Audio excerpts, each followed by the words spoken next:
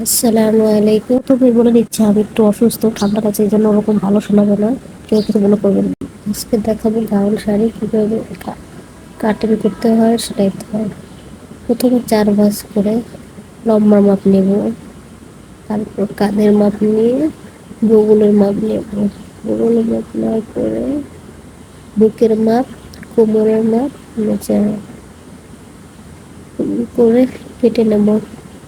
কেটে নেওয়ার পরে একটু তালপাট কেটে নেব, নিচে সামান্য একটু রাউন্ড করে কেটে নেব। তারপরে এখন সেলাই করবো। কাপড় ছিল না বিধায় আমি অন্য কাপড় দিয়ে গলাটা সেলাই করে দিলাম।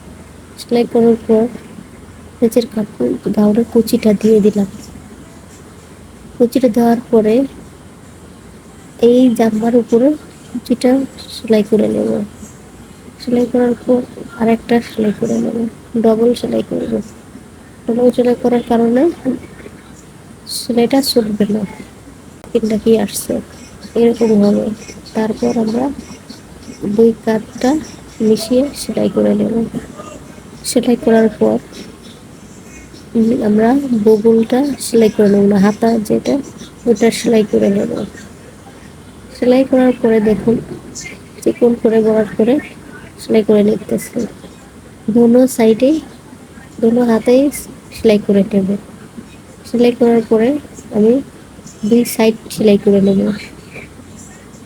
দুই সাইড সেলাই করার পর দেখুন এখন আমি ওড়নাটা সেলাই করে নেব। ওড়নাটা এইখানে লেসটা সুন্দর করে বসাই দেবো।